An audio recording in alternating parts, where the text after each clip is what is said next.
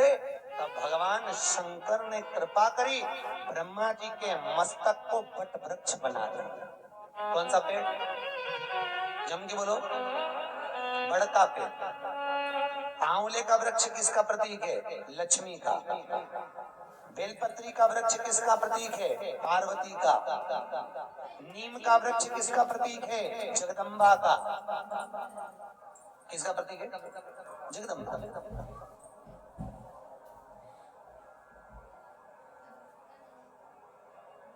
कितना सुंदर कहा है। जिस व्यक्ति को ब्लड प्रेशर की बीमारी रहती हो, ऊपर नीचे ब्लड प्रेशर होता रहता हो, तकलीफ भोग रहे हो, बहुत कष्ट में हो, बार बार पसीना आ जाए शरीर पर, कुछ ना करिए, एक लोटा पानी भरो, 7 पत्ती नीम की डाल दो। काय की डालना? नीम। कड़वी नीम, मीठी नीम नहीं, कड़वी नीम। 7 पत्ती नीम की डाल लो और 7 उसमें बेलपत्र डाल दो। जिस व्यक्ति का ब्लड प्रेशर हाई हो, लो हो, उसके कमरे में उसको प्लेट से ढककर रख दीजिए। सुबह स्नान कर कर वही व्यक्ति जिसका ब्लड प्रेशर ऊंचा नीचा होता है, उसको शिव जी को समर्पित करना। शिव को चढ़ाकर उसी का पानी 7 बार उसी स्थान पर ग्रहण कर लेना।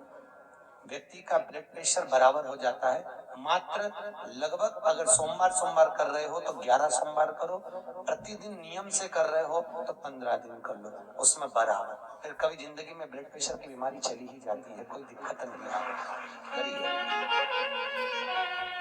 जैसे घुटने का रोग वाला व्यक्ति, ये जितनी माताएं ऊपर बैठी हैं, इनको घुटने में तकलीफ होगी इसलिए बैठी। शिव महापुराण की कथा कहती है, शिवरात्रि के दिन रात को 12 बजे शंकर जी के मंदिर में चढ़ी हुई बेलपत्र उठाकर शिव मंदिर का शिखर देखकर 12 बजे रात को उस बेलपत्री को चबा चबा कर खा लो, जिंदगी में कभी घुटने का दर्द रहता ही नहीं, कभी जिंदगी में नहीं रह सकता। अगर डॉक्टर बोले कि घुटना बदलो तो पहले ये प्रैक्टिकल करके देखना शिव पुराण का। डॉक्टर बोले कि ये दवाई खाओ, वो दवाई खाओ, पहले ये दवाई खाकर देखो शिव पुराण। प्रैक्टिकल जरूर करो। और हम तो कहते प्रैक्टिकल भी अगर काम नहीं चलता। एक महाराज प्रवचन दे रहे थे, प्रवचन में कह रहे थे, भैया शराब नहीं पीना चाहिए, गंदा नाली का पानी है, गटर में पड़ा हुआ पानी है, मत पियो, पी के बर्बाद हो जाओगे। उसी में महाराज का पहचान वाला बेटा था, उठ के खड़ा हो गया, ओ महाराज तो इतनी बड़ी बड़ी बात कह रहा, तेरा सग्गा भाई पी के तो गटर में पड़ा, नाली में पड़ा, और तू हमें ज्ञान दे रहा है। महाराज जी को क्रोध नहीं आया। महाराज जी ने कहा, भैया देख, मैं भी प्रवचन दे रहा हूँ, मेरा भाई भी प्रवचन दे रहा है, बस अंतर इतना है मैं मुंह से समझा रहा हूँ, मेरा भाई प्रैक्टिकल करके दिखा रहा है। मन तेरा तो कैसे समझेगा? या तो मुख से समझ जा या प्रैक्टिकल देख के समझ जा। तो आपसे निवेदन है, प्रैक्टिकल जरूर करो, प्रैक्टिकल करे भी करना है जरूर। भान होना चाहिए, कहीं हो सके शिविर वाला महाराज झूठ तो नहीं बोल रहा। इसलिए शिवरात्रि के दिन, मुख्य शिवरात्रि के दिन रात को 12 बजे शंकर पे चढ़ी हुई बेलपत्र, जिस शंकर के मंदिर की उठाओगे उसी शंकर मंदिर का शिखर देखकर चबा चबा कर खाइए। कभी जिंदगी में घुटने का रोग नहीं हो सकता, जिंदगी भर। पर इसका मतलब नहीं है कि तुम्हारे घुटने चालू हो जाए तो तुम शॉपिंग मॉल में बैठी रहो। ईमानदारी की बात है, आज के जमाने में संतों ने रिसर्च करा है। क्या रिसर्च करा कि जितनी जितनी बूढ़ी बूढ़ी सासें हैं वो तो सब नरक जा रही हैं और बहुएं बेकुंठ जा रही हैं। तो सासों ने सोचा कि भाई हम नरक काय को जाना है, बहुएं काय को बेकुंठ, बहू तो घर में रहती है और हम तो इतनी कथा भागवत में जाए, हम तो इतनी कथा सुनते हैं, बूढ़ी बूढ़ी माताएं कहती हैं तो हमें बेकुंठ जाना चाहिए, तो बहू क्यों बेकुंठ जा रही है, हम नरक काय को जाए। तो संतों ने रिसर्च करा कि जितनी बूढ़ी बूढ़ी माताएं कथा में जाती हैं, इन सबको घर की याद बनी रहती है। मैं फ्रिज में दूध रख के आई, ना जाने क्या कर रही होगी, क्या पता क्या मालूम क्या कर रही होगी, छोरा आया होगा, रोटी बनाई होगी कि नहीं बनाई होगी। और जितनी घर में बहुएं रहती हैं वो उनसे कोई भी पूछता कि मम्मी कहाँ गई, अरे सालासर भवन में शिव महापुराण की कथा चल रही है, अग्रवाल जी करा रहा है। अच्छा आज कथा का दूसरा दिन है, सीवर वाला महाराज आया, उसे कथा की बात बहू कर रहे हैं और बूढ़ी बूढ़ी अम्मा यहाँ बैठ के दूध और चाय को याद कर रहे। इसलिए भगवान ने कहा तू नरक वो स्वर्ग।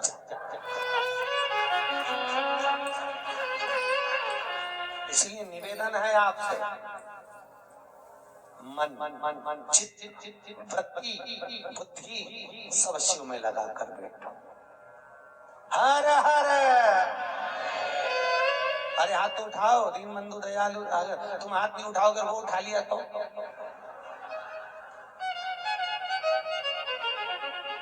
उठाओ जब हर हर। बहुत बढ़िया। हम नहीं उठाएगा वो तो हाजिरी भरता है। पहले के जमाने में आप लोगों को तो मालूम होगा, हम तो छोटे थे जब हाजिरी भरते थे, नाम आता था ना, जैसे आप लोग नाम, टीचर नाम बोलते कर लो, यस बस उसी तरह शिव पुराण में हाजिरी भरते रहो। जब जैसी हाजिरी भरोगे भगवान समझेगा ये, नहीं तो भगवान तूने हाथ नहीं उठाया, भगवान समझे निपट गई, यमराज को भेज ले जा। तो इसलिए हाजिरी भरते रहो। हर हर महादेव। देव का मतलब है देव। हाथ ऊपर जाके ऐसा कर दिया, देव गाड़ी देव, बंगला देव, देव हर हर महादेव। देव प्रभु करुणा करिए, शिव शिव दयाल, शिव जैसा कोई। अब ब्रह्मा जी के मुख का क्या बना दिया? बट का वृक्ष।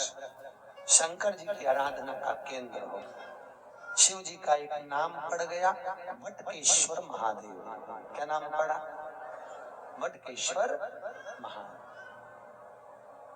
वटकेश्वर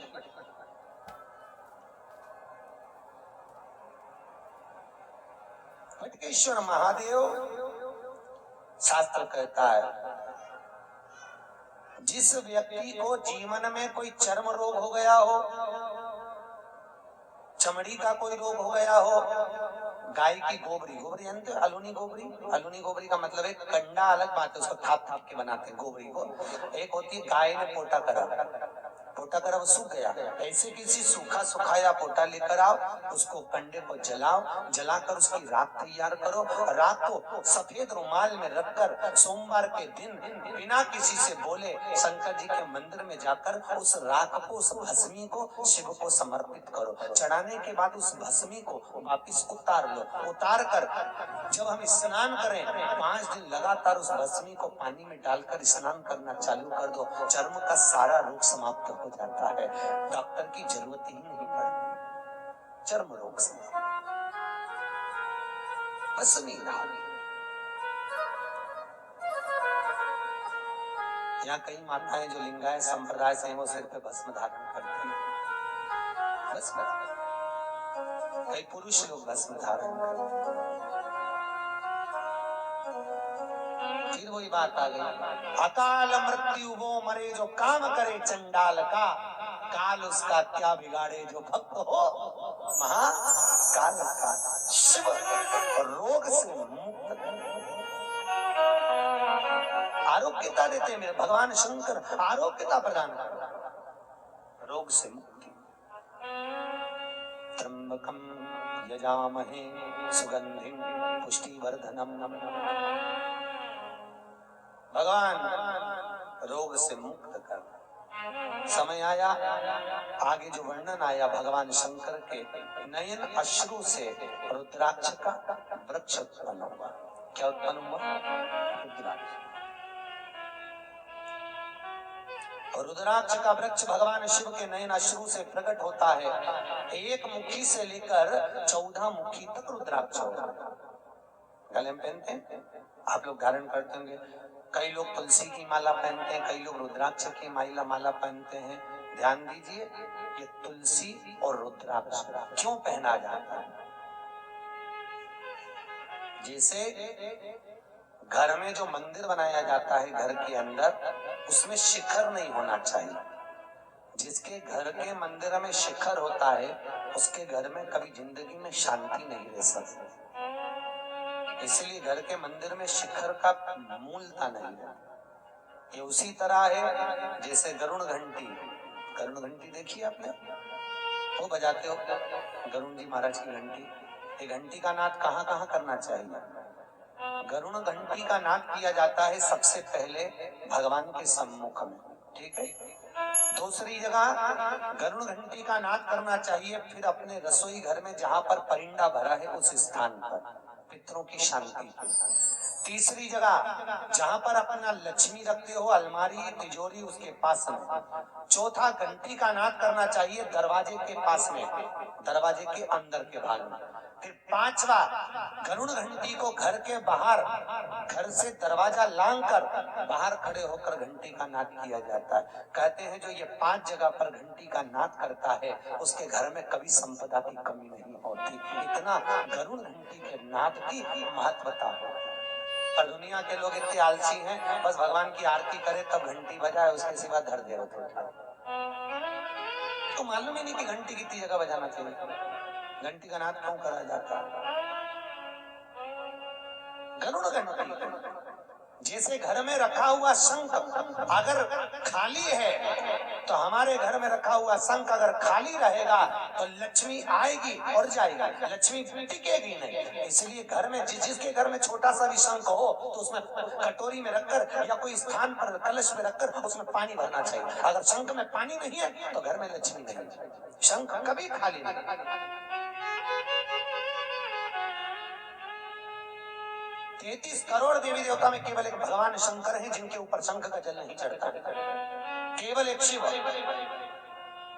शंकर के ऊपर शंख का जल नहीं चढ़ा, क्योंकि शंखाचूर्ण राक्षस को भगवान शिव ने मारा था और शंखाचूर्ण राक्षस की हड्डी से शंख जाति का निर्माण हुआ था।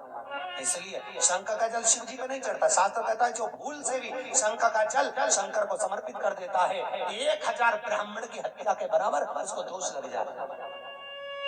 इसलिए शंख का जल शंकर को समर्पित नहीं है।